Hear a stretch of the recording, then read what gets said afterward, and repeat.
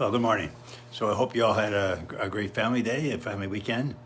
And I heard, heard from my daughter, they were camping in Gatineau, winter camping, and on the ski out, ran into a 7-foot moose who then followed them out. Nothing like that here. We have a bunch of deer out in the back there, but no moose. Anyway, the last couple of times I was quoting Harvo and Helen when they talked about February, the month of love, or Valentine's Day, and generally in our culture, they push for the Valentines and the cards and the flowers and chocolates and going for dinner and things like that, which is great. I'm not saying it's not, but they go on to say, what do couples want in a relationship year round, not just on one day? And the answers that came back were consistent. They want, over the years, they want safety, connection, and joy. And I would have to agree. All right. Anyway, so that was the last 2 weeks. And now I'm getting back. Remember, I've been working through that book, Doing Imago Relationship in the Space Between. And we're on chapter 10, and it's about the Imago Therapist, which obviously doesn't apply to you, but they ask some questions at the start of the chapter, which I think are pertinent to all of us, not just me as a therapist or coach. And as they say, we probably don't think about these very often, but they do, I think, influence us because to some extent we've drawn conclusions. So the questions they ask are, what do you believe about the nature of the universe? What do you believe about human nature? What is the source and cause of human suffering, which is operative in explaining why marriages fail?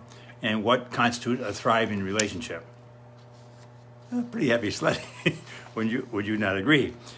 But how you and I answer those questions impacts us every day, even though we're not consciously. Now, obviously, I'm only speaking for myself, but very briefly here's how I would answer those 4 questions. And I'll start with the last one because that's what I've been talking about for the last 2 weeks is what constitutes a thriving relationship. And I would say safety, connection, and joy, period. And my goal is to help couples relate consciously in a relationship marked by those 3 qualities. If you feel safe, you can connect, you can talk about anything, and you can have fun. But it has to be safe. And they define safety as the confidence that whenever you are in your partner's presence, you can trust without a doubt that your partner will be emotionally available, listen accurately and deeply, and withhold judgment. Okay? Anyway, number 1, what's the nature of the universe? Now, again, I've talked about this. I don't understand quantum theory or the implications of it, all of them, but I would come down on the side of that for me, quantum theory tells us that everything is interacting with everything else, all the way up, all the way down. And they quote, that means that our interactions impact the field and the interactions of others impact us. Since we are all in the field, it is in us.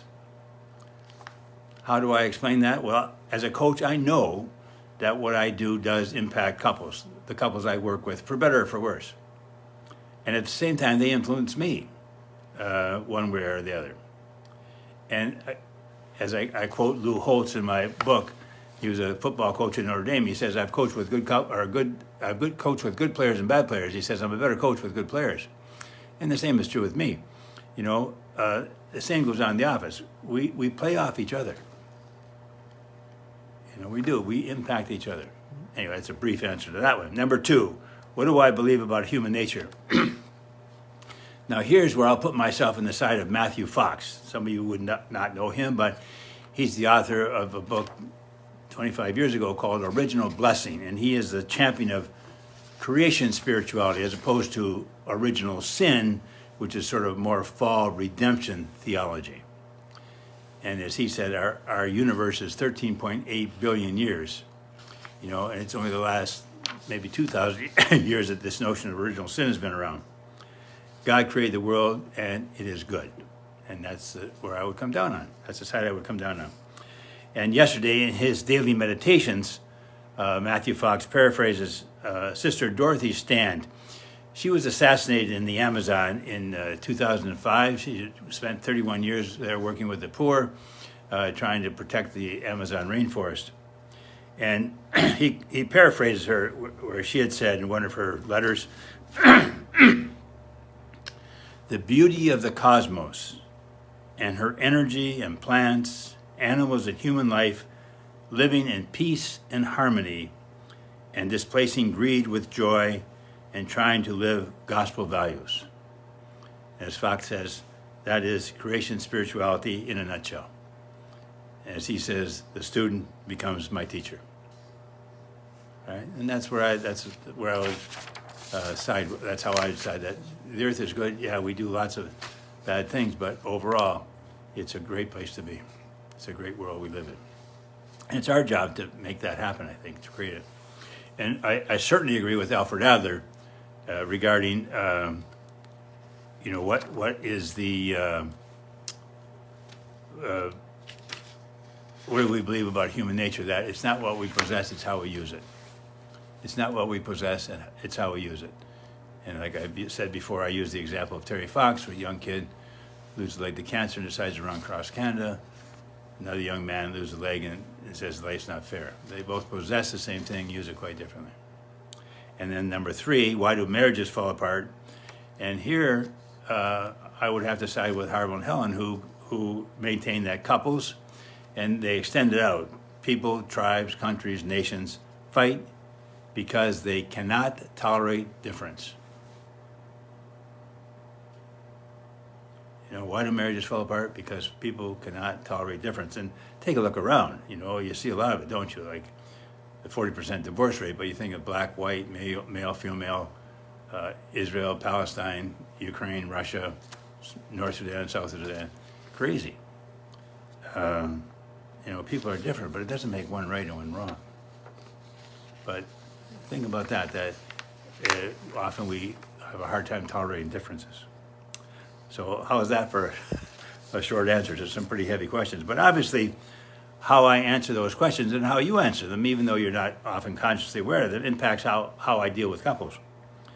And Harville and Helen say every couple is looking for one thing: to restore connecting and experience full aliveness, joy, and wonder that accompanies such renewed connection. And I've been doing this for 34 years now, and I still get excited when a couple catches the vision and I can facilitate that connection, and they can have the safety, connection, and joy they really want. Remember, I said that the tools are available in today's world to have the relationship of your dreams, and I truly believe that. But I get excited when couples can catch the vision and go ahead and have the kind of great relationship that I think they can have and that they deserve and that we all want. And that's where we're hopefully going, with a more relational universe where people can get along, even though there are differences. Okay? Anyway, have a great day. See you next week.